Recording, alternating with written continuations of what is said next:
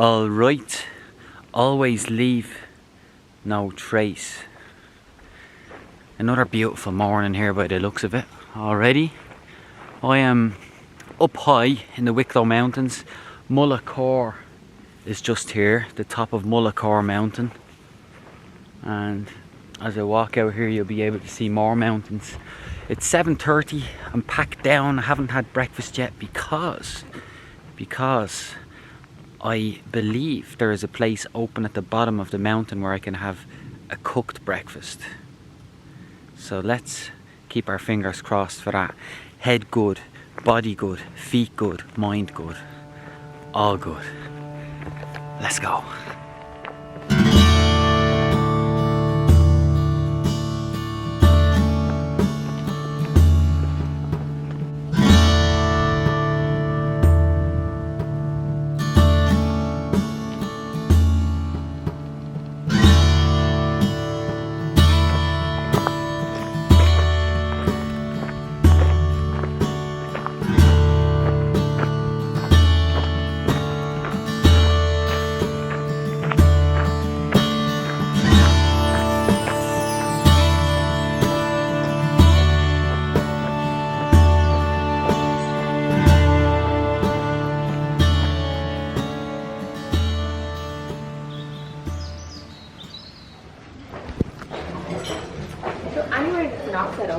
Perfect. Here or over here, it's up to yourself. Yeah.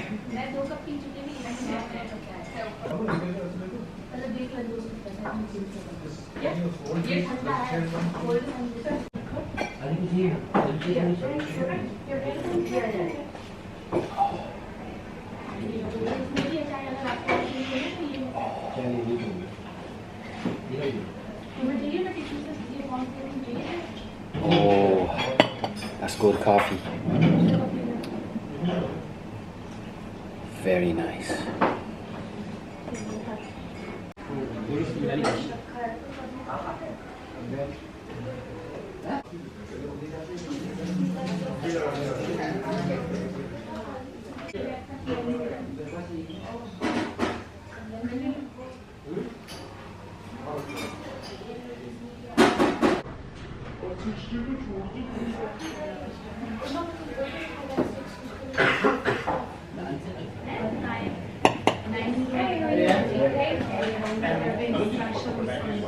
Yeah, you said it's out. Yeah. How many? Two? Perfect. Do you have here? Oh, no worries. I'll follow you out anyway. No problem.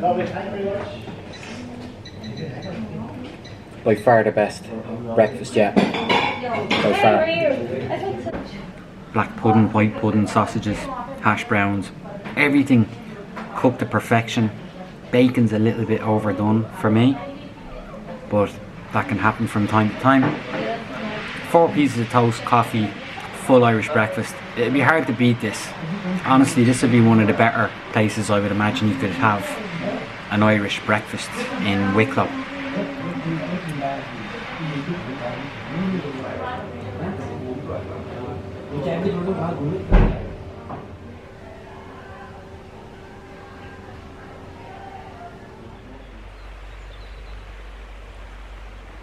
If you remember this here bridge, I was looking down upon it from the top of the mountain this morning.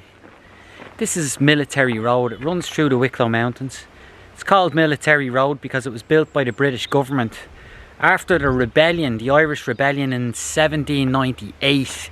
And they built this road and a number of barracks, I think 4 different barracks along the road.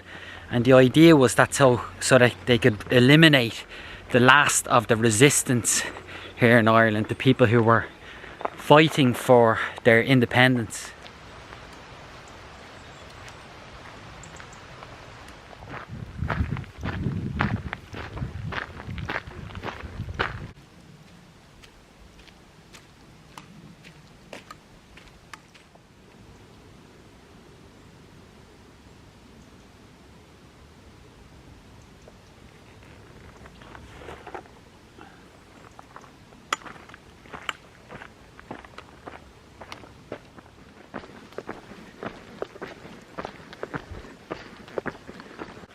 I wasn't paying attention to where I was going. I wasn't looking for signs that marked the trail I was on. So I've ended up back on Military Road. Luckily there's no traffic on it, but I was quite enjoying walking between the trees in there, and it's too far to go back, to be honest, so I'll carry on up this road and I'll rejoin the trail somewhere.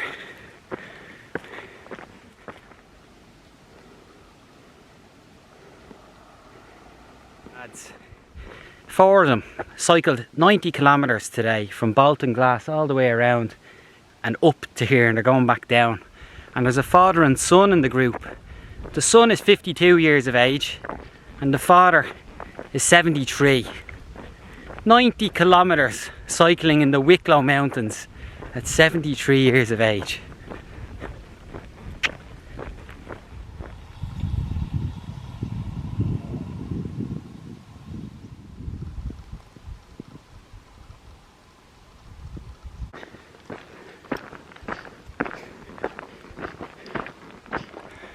Lucky it's not very hot today, because I made a mistake of walking past the last water source, a river, about 2 kilometres ago.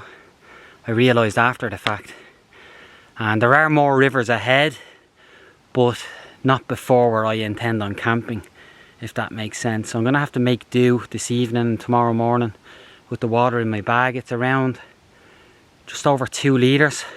Which should get me through, and that's why I say it's lucky it's not hot today, because I'd have to consume a lot more water. But that should be enough to cook and just drink comfortably for the evening, and then mosey on down to the river. So I'm going to walk up into this forest. This is where I should arrive at Mucklagh Hut, and I'll probably camp down there for the evening because it looks like it's going to rain and I don't want to go much further anyway.